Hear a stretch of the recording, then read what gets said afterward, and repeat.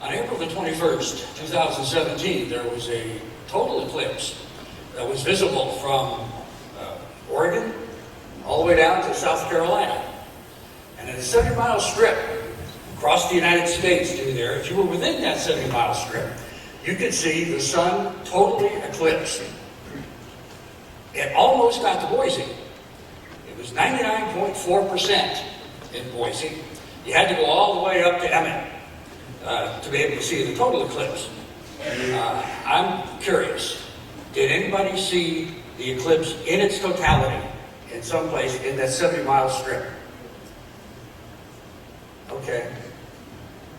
All right. I expected about 90%. I'm getting about 10%. Okay. All right. All right. That's all right. At the time, Debbie and I lived in Frisco, Texas, just north of Dallas. We had quit working and moved down to Texas in July of 2014. And so we were pretty carefree, and we thought, we sort of live on the edge anyway. There have been New Year's Eves when we stayed up until midnight, and there have been occasions when we have crossed against the red light in the street. And so we thought, this fits our personality, let's go chase an eclipse. So we thought about it a little bit and said, okay, let's do that. So I pulled out the map and looked at it, and I saw we could go up to Kansas City, where we used to live, and I thought, that's not too bad, about 500 miles we could do that. We're going to get to see it an extra minute if you go to Nashville. So maybe we can go to Nashville. That's a little further. I don't know if we'll do that. So then you start watching the weather reports. And then you start looking up hotel rooms. And that's what really gets your attention. When you find that you could stay at Motel 6 in Kansas City, Missouri for $600 the night before. So that's not going to work. I finally came across something close to the Kansas City airport for a whole lot less than that. So we said, let's do it. Got in a car, drove up to Kansas City. Well, it's cloudy. We get up the next morning about 6 o'clock, and we thought, all right, look outside, there's clouds in the sky. Well, what are we going to do? We've come this far, and besides that, we're free and easy. We live on the edge. Let's get in the car, and we'll drive east. Because the eclipse is going to go down Interstate 70 pretty much, and get over to St. Louis and then head on. So we did. So we got in the car, we started driving east. Went through a horrendous thunderstorm at the time. I thought, this isn't good. Traffic jammed, everything. Still heading east, drove about 100 miles and get to a place that's called Marshall Junction. It's where US 65 and Interstate 70 meet. Nothing there. Nothing there. Marshall's not even there. But you can turn left and go up to Marshall, where everybody on the radio said that's the best viewing. And that's where the clouds were. Or you can turn to the right. You get down towards Sedalia, Missouri, which is known only for the home of the Missouri State Fair. And we could go that way instead, which was starting to have broken clouds. So we said, well, let's just trust our gut again, since we're living on the edge, and we'll go south. So we did. We drove to Sedalia, about 20 miles down. We drive down, it's starting to clear up, and we're within that 70-mile range, 35 miles along either side of this imaginary line that goes down here. So we get down to Sedalia, and as we're going down there, I said, now we need the best place to see this. And it starts to occur to me, there is not a 70,000-person stadium where you watch the eclipse. There's not a baseball field. There's not a theater. There's nothing. It's all general admission. So I said, okay, where are we going to go? We drive on down, and we get through Sedalia, and we're going to have to stop someplace. And so we see right there on the side of the road, this is the place. This is where we need to see the eclipse. And so we pulled into the Taco Bell parking lot. No better place than the Taco Bell parking lot for a total eclipse. We stop. We get out. I said, let's go get a Diet Pepsi. If you have a Diet Pepsi in the Taco Bell parking lot, you're in nirvana. So we get our large Diet Pepsi, back out to the car, we sit, and we wait. And we've got about an hour. It's coming through Sedalia at about 1 o'clock. So we sit in the car and we wait, and others start to gather around from different places. We talk to them a bit. And then the hour starts to approach. Now, the eclipse is going on. It's been going on for about an hour and a half. And if you have the super duper glasses, which you all should have had, and when you put them on, you see absolutely nothing. There is one thing that is visible through these glasses. Only one. And that's the sun. Nothing else is done. Hold this up, there's nothing that's visible except the sun. Well, you put on your super duper glasses, and you look up at the sun, and lo and behold, this big object's coming across the sun. You can see it. Okay, it's happening, you know, and I'm looking at it and trying to analyze it. I said, it's not going to make it. It's not going to make it. It's going to come in too high, and it's not going to be there. I don't care what the physicists say. They're wrong. It's not going to fit. It's not going to work. Well, you know, it gets closer and gets closer and closer. And we're down here now for like 3 minutes before it's going to happen. And it's still fairly bright, and you have to have those glasses, except in totality. And if you don't, you risk serious eye damage. So we're still watching it and watching it. And then I noticed it's starting to change around us. It's getting darker. It's getting cooler. We've lost about 5 degrees, then 10 degrees, and ultimately about 15 degrees on this summer afternoon, lunchtime.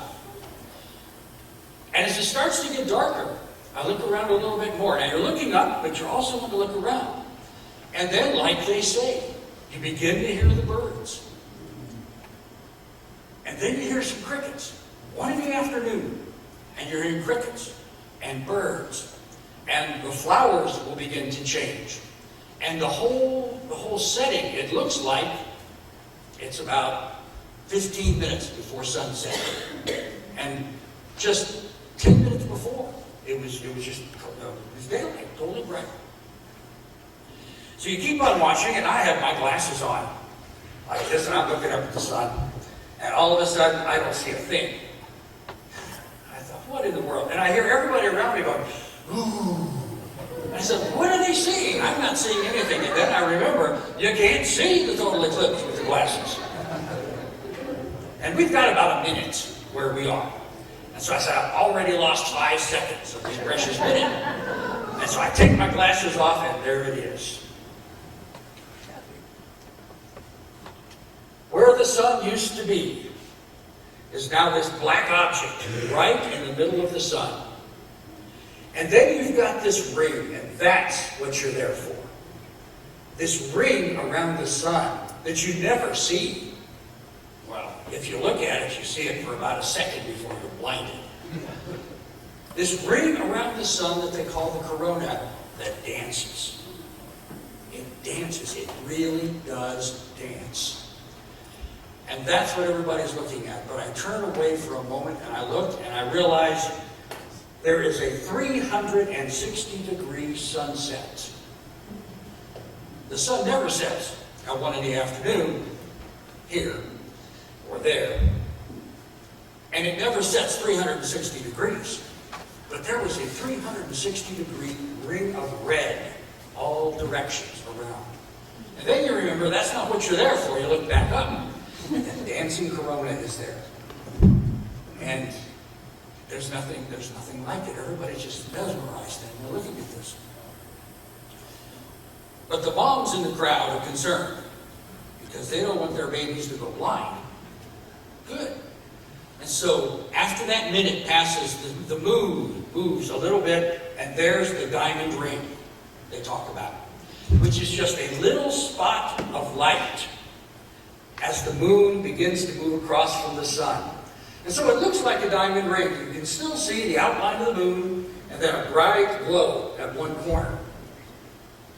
And you know it's over. And all the moms say, all right, put your glasses back on. You have to put your glass on if it's anything less than 100%. Because even that little bit of sun will just rip your cornea or your retina apart. So the sun begins to move again, and the view is still tremendous. I mean, you've got a 99.9% eclipse that's now decreasing, but everybody there is seeing the total eclipse. So now it's over. So you kind of sit there, shoulders slumped, and go, man, that was really impressive, but when's the next one? And then I remember reading that indeed, about every 375 years, an eclipse occurs at any given place, at that place in the world. And so now I have an incentive to go on. It made such an impression on us that we actually Googled when the next eclipse would be in the world, and we found there was one near the South Pole the next year. We thought, could we do that? We may stay up till after midnight, but we are not going to go to the South Pole. So we didn't do that. But in 2024, there is another one, and it's going to pass right over where we lived in Dallas, where we no longer live. And it will go up through the Northeast, go up over Ohio, and then out that way. And Carbondale, Illinois, amazingly, gets both of these eclipses. Nobody gets an eclipse every 7 years. Carbondale will, and a couple of other places. We may not go to Carbondale. If we are able at all, we will go someplace in 2024 to see a total eclipse. There is nothing else like it. Well, we were going down to Eureka Springs, Arkansas, to stay the night down there. And so we're on our way, driving down. As we're driving down, I'm just thinking about this. I thought, that is the most impressive thing I have ever seen. And it's so brief. So I started thinking about this. And then as I drove and thought, I thought there are a couple of things that eclipse taught me. The first thing that the eclipse taught me was that this was just another day for the sun and the moon. They didn't know what was going on down in Sedalia, Missouri, and all through that 70 miles swath. And they didn't care. If we're going to anthropomorphize the sun. Each one did what it does all the time. The sun glows in its spot. That's all it does. Just glows in its spot. And the moon, hightails it around every now and then. I'm hearing this, you're certainly hearing it. And the moon, it just rotates every now and then, and so does the earth. But because the sun and the moon at Earth appear the same size. They're the same size. I didn't know that. The sun looks a whole lot bigger than the moon to me. But it's not. It's the same size. We just can't look at it because of the glow that comes. And that's why when the moon passes in front of the sun, it blocks the sun. Because the sun and the moon are the same size from Earth. And all we see is that corona, that glow around it. But as far as they're concerned, as far as the sun is concerned, he's just going to stand there and glow. Been glowing for however long he's been glowing. And the moon, he just goes around, just like he goes around all the time. But to those who saw them pass together, it was an indelible imprint. There is value in routine. There is value in the mundane. The sun and the moon did not recognize the impression that they were making in just doing what they do every day. Likewise, we can have some really mundane, plain days and moments. But we make a tremendous mistake if we think because it is plain to us what we are doing, it may appear plain to somebody else, because it may not. And we may never know the impact we have had by being plain and simple. Just like there's no way I can tell the sun and the moon how glorious that event was that day. They just don't know. And we don't know the profound effect that we may have on somebody by simply doing what we're supposed to do. We don't have to be special all the time or feel like we're being or doing special things. Just do what we're supposed to do. And I think we've learned with our kids, and I knew with my parents growing up, when now we will say to our kids, we'll say, hey, do you remember when we did this and this and this? No, I don't remember that. What do you mean you don't remember that? That was really a great day. I put a lot of work into that day. And you're telling me you don't remember it?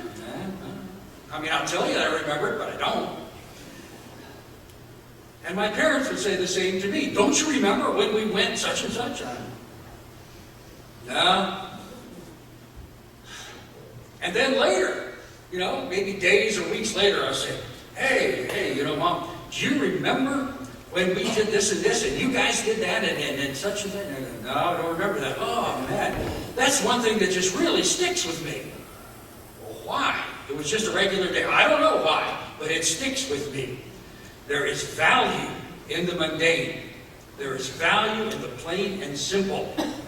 Now, we may feel like somebody doesn't appreciate us if they don't recognize all the extra work we did for something. All right. We should be appreciated. But we can't determine what will be important to somebody else. Because it's important to us, doesn't mean it's necessarily important to somebody else. But there is value and reward in doing what we're supposed to do. The mundane, the plain, the simple may have the most influence over somebody else, and we will never know it. Well, another thing that I learned from the eclipse was there are 0.3% of the world's population that can see any given total eclipse. Now, that's not much. 0.3%. And it's estimated that probably about 1 in 1,000 people ever see a total eclipse. And that's not very many. We far beat that today. And it occurred to me that the world is so much bigger than me. You think about that sometimes. But it occurs to you that there is so much going on. So many different things, so many different cultures, different people, that even in the area where I was that day, most people did not have that experience. But they had some experience. I should not expect that everybody will share the same experience and have the same thought that I have. That is to say, not everybody sees everything the same way. I see something from one perspective, and I saw that total eclipse, and I still see it. But not everybody sees it, but that doesn't invalidate somebody else's perspective. They have a different perspective. I have a perspective. Theirs is not wrong. Mine is not right. Mine is not wrong. It is different. With that, perhaps we can be a bit more patient and understanding and accepting and loving to those who don't see things the way we see them. Now, that has nothing to do with right or wrong, but it has everything to do with perception. No two people have the same experiences. You realize that? You grow up in the same family with your siblings. You don't have the same experiences as your brother or your sister. Now, you share a lot, but there's a whole lot that's different.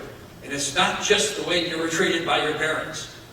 It's your experience in school, your friends, your age, your shopping experiences, your sports experiences, everything. No one has the same experience as you. Everybody has a different perspective somehow. And we can become so egocentric that we expect people either to have our experience or to wish they had had our experience because it was so good. And they don't. And so it occurred to me that I should back down a little bit and be a little more receptive, listening, understanding, from those who don't see things, who haven't seen things as I have seen things. It has nothing to do with right or wrong. It has everything to do with approach. And if our approach to a problem is different from somebody else's approach to a problem or an issue, then we can have a little friction. All right, maybe we will have that anyway. But we can calm down and patiently listen to one another as their experiences and perspectives are different from ours.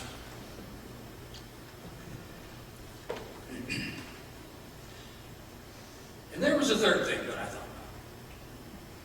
And this one's a big one. That is, don't be so consumed with the mundane and the routine that you miss the exceptional.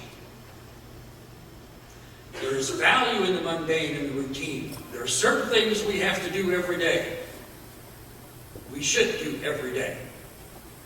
We have certain duties, responsibilities. Gotta get up, gotta do this, gotta do it. Somebody's expecting me to do it. At least I hope they are, or think they are. I don't know, but I gotta do it. Certain things you've got to do. Jesus was aware of the exceptional moment. He would take time to meet with Nicodemus. He would take time to meet with the woman at the well. He would take time to go out of his way to heal somebody. Didn't have to. He had to get from point A to point B. And he would do that. But for the moment, there was something exceptional or different that needed to be done. But the exceptional may be in the middle of the mundane and the routine. And that's what makes it hard. Because we want to focus on what we have to do and be sure we get that done. And I don't have time for that because I've got to do this first. Yeah, maybe. The difficulty is trying to prioritize those things. When is the exception? When is the interruption the thing to pay attention to?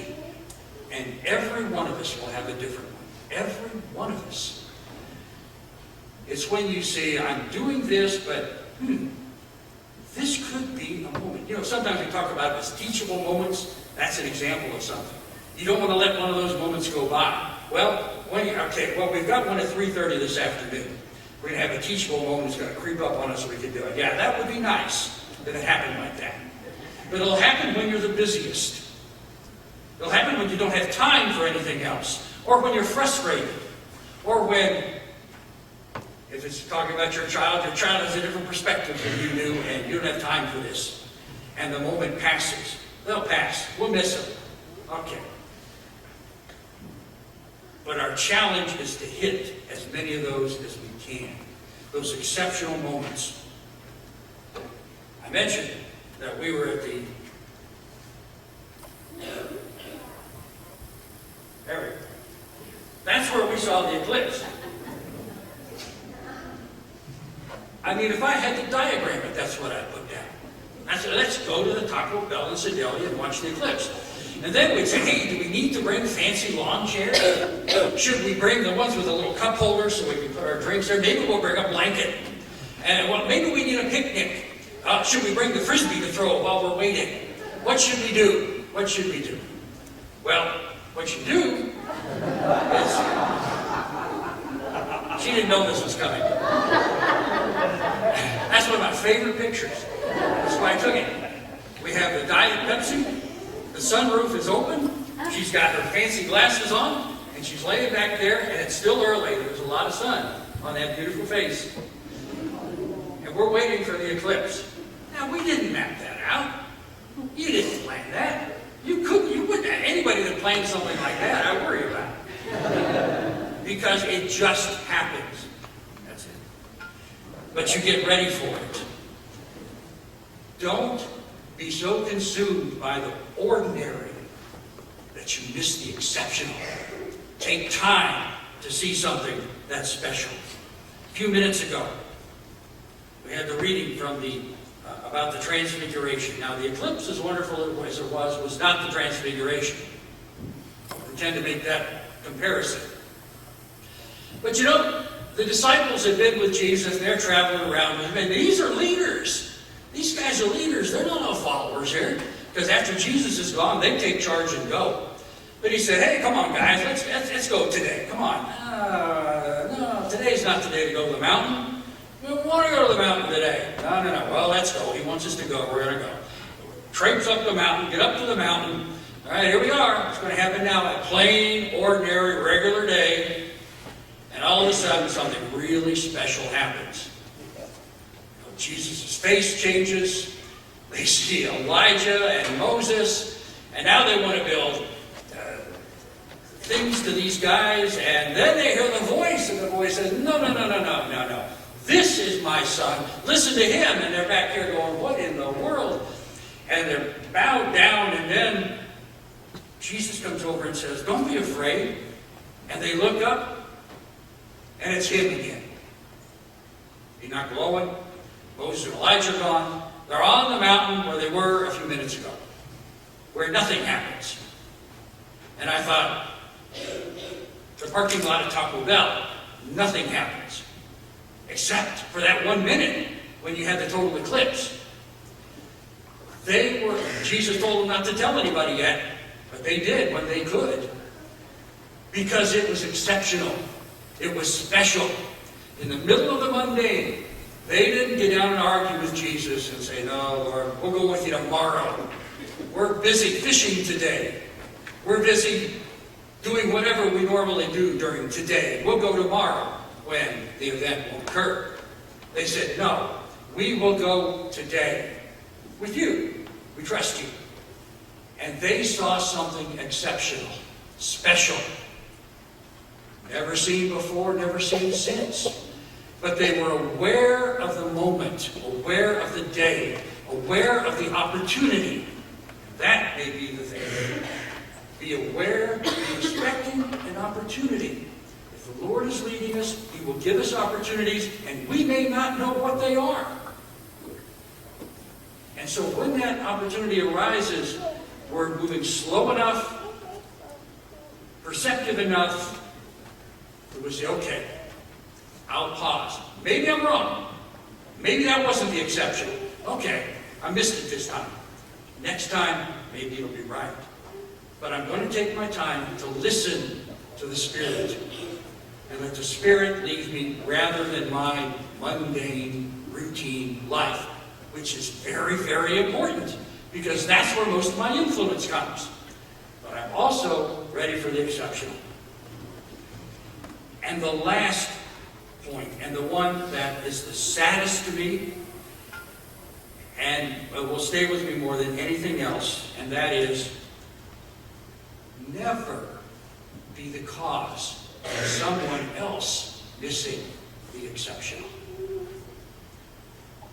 This is why this is important.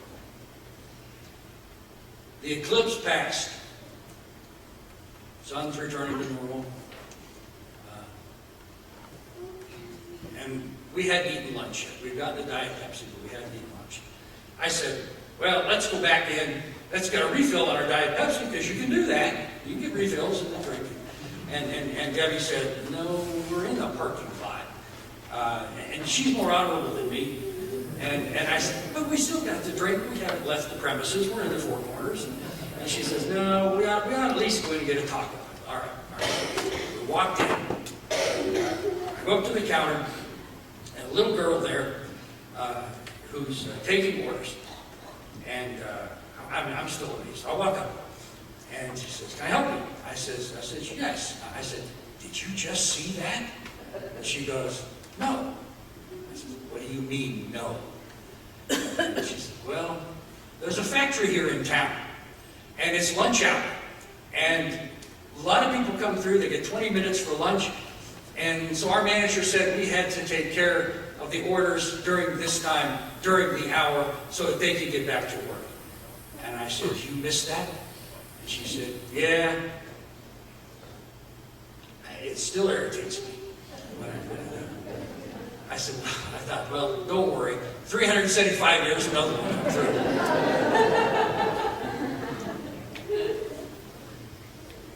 I remember that day, I remember the Taco Bell parking lot. I remember the taco that we then bought and ate there in the restaurant.